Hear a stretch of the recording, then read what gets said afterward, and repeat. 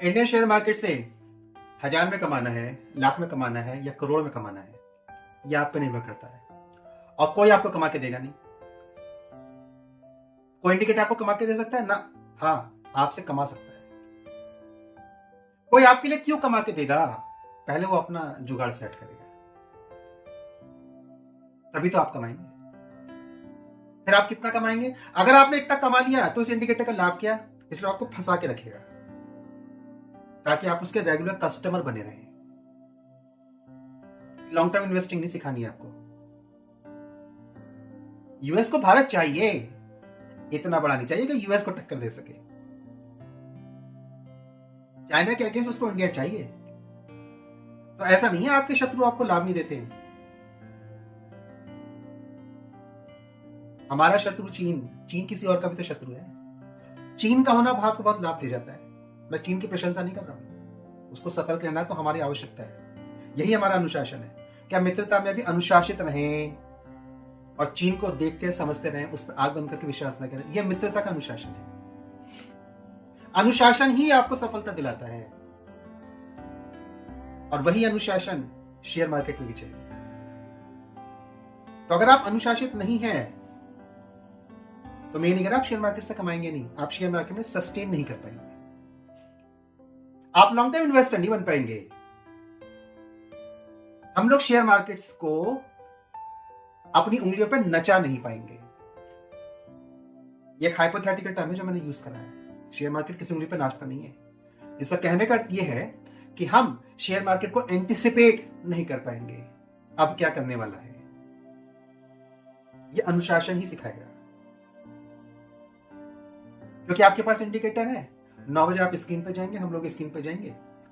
जब तक मैं अनुशासित नहीं था और उसके बाद एक इंडिकेटर लगाएंगे, अच्छा ये इंडिकेटर ये सिग्नल दे रहा है, ये इंडिकेटर ये सिग्नल दे रहा है, ठीक है, एंट्री मार दी।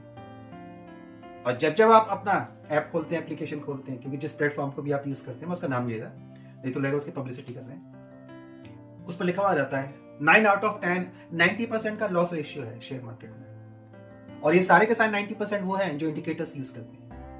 मैं इंडिकेटर के विरोध पे नहीं हूं, कभी आप समझे मैं किसी इंडिकेटर के विरोध में यहाँ पे करूँ ना। एक मोमेंटम को समझने आपको इंडिकेशन तो देता ही है, नो डाउट, लेकिन आपको लॉन्ग टर्म इन्वेस्टमेंट नहीं बना सकता, कभी नहीं बनेगा। तो अगर शेयर मार्केट से आपको पैसा कमाना है अल्टीमेटली, तो इसमें आपको टिकना आना चाहिए।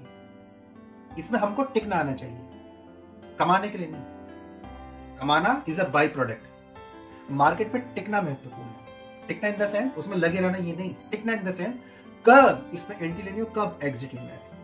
क्योंकि जब आपकी टाइम अकॉर्डिंग एंट्री और एग्जिट होते रहेंगे तभी तो आप शेयर मार्केट में इन्वेस्टमेंट करते रहेंगे, नहीं तो आपका मोरल डाउन हो जाएगा। तो इन्वेस्टमेंट करते रहेंगे, यही टिकना है। उस टिकने के लिए आपके प्रॉफिट आपके पास आते रहने चाहिए। एक बार उस टिकने के लिए मोस्ट इंपॉर्टेंट आपके लॉस आपसे दूर रहने चाहिए।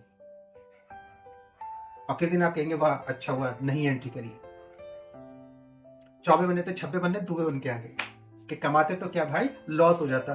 तो आपका लॉस का बचाना भी तो आपका प्रॉफिट ही है। इसके लिए इंपॉर्टेंट था कि एंट्री ली जाए या नहीं, और अगर ली जाए तो किस टाइम ली जाए, और उससे मोस्ट इंपॉर्टेंट ये है एग्जिट कब करना है। अनुशासन, यही अनुशासन है। इस अनुशासन के लिए क्या करना है, 7-8 बजे स्क्रीन पे होना चाहिए हम सबको। गोल्ड और सिल्वर का प्राइस पता होना चाहिए कंपैरेटिवली, पिछले 5 दिन से ट्रेंड क्या चल रहा है, क्योंकि मार्केट 5 दिन काम करता है। तो आपको वीकली एनालिसिस तो आपकी मतलब फिंगर टिप पे होना चाहिए, हम लोग की फिंगर टिप पे, कि वीक क्या कह रहा है, लास्ट वीक क्या कह रहा है।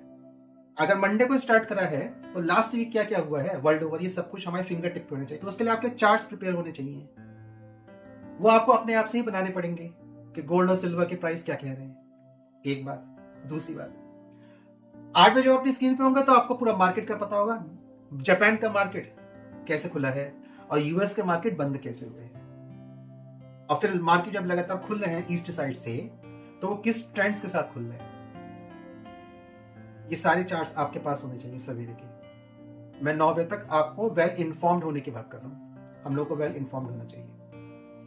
कोई पॉलिटिकल न्यूज तो क्रैक नहीं हुई है, इंडियन का कोई इन्फ्लेशन फिगर तो नहीं आया है, आरबीआई की कोई रिपोर्ट तो नहीं आई है। पिछले 24 घंटे में वर्ल्ड ओवर इंटरनेशनल कौन कौन सी न्यूज फ्लैश हुई है जो मार्केट पर इफेक्ट डाल सकती है। और ध्यान रखिए, मार्केट पर हर एक न्यूज इफेक्ट डालती है, क्योंकि मार्केट सेंटीमेंट से चलता है।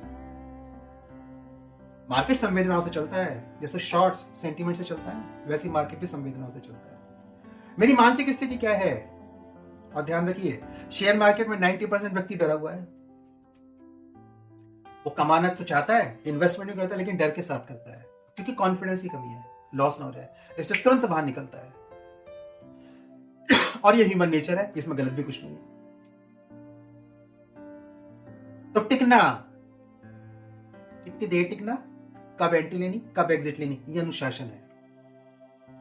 तो अगर आप मार्केट में एनएससी की वेबसाइट को स्टडी नहीं कर रहे, हम लोग नहीं देख रहे हैं कि गोल्ड और सिल्वर क्या कह रहे हैं, यदि हम लोग नहीं देख रहे हैं, अपने चार्ट नहीं प्रिपेयर कर रहे हैं कि मार्केट किस प्रकार से खुल रहे हैं, यदि हम नहीं देख रहे हैं कि जियोपॉलिटिकल स्थिति क्या चल रही है, यदि हम नहीं देख रहे हैं कि वर्ल्ड में कौन कौन सी न्यूज फ्लैश हुई है, उसमें प्राइमरीली इकोनॉमिक टर्म्स पे कौन कौन सी न्यूज फ्लैश हुई है, कौन सा लीडर किस लीडर के साथ मिल लिया, जब दो लीडर मिल रहे हैं तो उनकी इकोनॉमी और उसके साथ साथ उनकी ज्योग्राफी आपस में मिलती है, कौन कौन से पैक्ट हो गए उनके बीच में, कौन कौन से रिसोर्सेस का ट्रांजैक्शंस हो रहा है, एक्सपोर्ट इंपोर्ट होगा, क्या भविष्य बनाएगा। जैसे कि ईरान के बाद कॉपर का प्राइस और सर्च करेगा, क्योंकि भैया ईरान में कॉपर के बहुत बड़े रिजर्व्स हैं। तो सोना और सिल्वर अपनी चाल चल चुके, अब कॉपर की बारी है, क्योंकि जब किसी को इंग्लिश वाली नहीं मिलती तो देसी वाली पहनता है। तो जब चांदी इतना महंगा हो गया है तो उसका अल्टरनेटिव कॉपर ही तो है, तो अब कॉपर सर्च करेगा। अभी कॉपर में संभावना है इन्वेस्टमेंट करने की। अनुशासन, क्योंकि इंडिकेटर्स आपको कस्टमर बना के रखेंगे उनका ऑलवेज। तो मैं इंडिकेटर को क्या हटाने की बात करूं ना, रखिए अपने पास। इंडिकेटर्स इंडिकेट तो करेगा, जब सारी इंफॉर्मेशन आपके पास होगी तो एक बड़े से एनालिसिस तो हम लोग निकाल सकते हैं कि एक्चुअली में मार्केट क्या कह रहा है। और सबसे लास्ट में कैंडल स्टिक स्टडी पैटर्न, क्योंकि पूरी एक कैंडल उस सेंटिमेंट्स को आपके सामने रिफ्लेक्ट कर देती है, उस कैंडल की स्टडी करने आना चाहिए। और कैंडल स्टडीज की सीरीज हम लोग जल्दी स्टार्ट कर रहे हैं, जल्दी मतलब 1 से 2 दिन में ही। पहली स्टडी ही कैंडल स्टिक स्टडी की आ रही है। तो सर आपका प्रॉफिट क्या है, मेरा क्या प्रॉफिट है? हम ऑलरेडी जिस प्लेटफॉर्म पे है उसका नाम ही बता दिए इसे। मेरा काम शिक्षा का वितरण करना है, शिक्षा का विकेंद्रीकरण होना चाहिए, डिसेंट्रलाइजेशन ऑफ एजुकेशन। तो क्या मैं भविष्य में ऐप लॉन्च करूंगा? कभी नहीं। क्या कोई मैं पेड कोर्स लॉन्च करूंगा? कभी नहीं, आज तक नहीं करा। तो मैं तो आईएएस की फैकल्टी हूं, पढ़ाता हूं अपने आराम से। ईश्वर दाल रोटी चल सके इतना दे देते हैं मेरे को, अब बाकी बुद्धि दे रखी है कि बेटा संघर्ष करो, यहीं से तुम अपने आप में बलशाली बनो। और बलशाली बल ज्ञान का है, धन का नहीं है।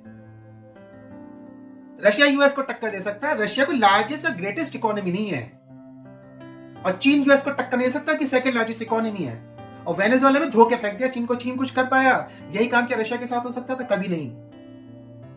तो भैया जिसकी लाठी उसकी भैंस है। शेयर मार्केट की लाठी अनुशासन है, यह अनुशासन नॉलेज के बेस पे चलता है। सो बी डिसिप्लिन। तो आप हजारों कमाने जाते थे, करोड़ों कमाएंगे, लेकिन अनुशासन में तो रहेंगे।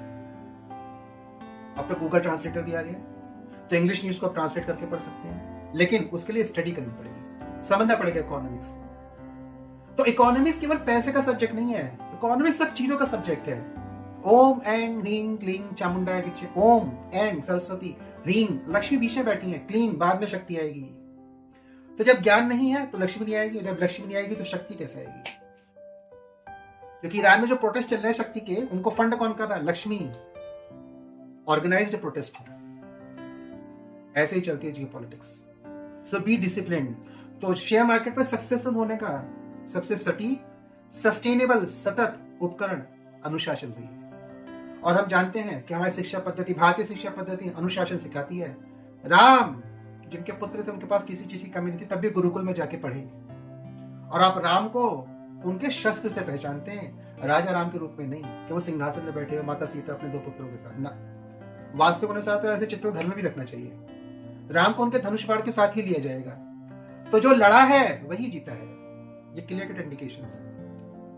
तो लड़िए, और उस लड़ने के लिए लड़ना ऐसा नहीं है हथियार लेके चल दिए भीड़ की तरह, बेकार की बात है। उनके लिए धरती आटी चपटी है, उनकी बात छोड़िए। हम ज्ञान के आधार पर चलेंगे। ज्ञान प्राथमिक सबसे बड़ा शस्त्र, आई रिपीट, प्राथमिक सबसे बड़ा शस्त्र है। जिसके पास ज्ञान है और पैसा है वो लाल वही पॉलिटिक्स में सस्टेन करता है, क्योंकि अंत में शक्ति चाहिए सबको, और जिसके पास शक्ति है उसी की लाठी उसी की भैंस। Power is might.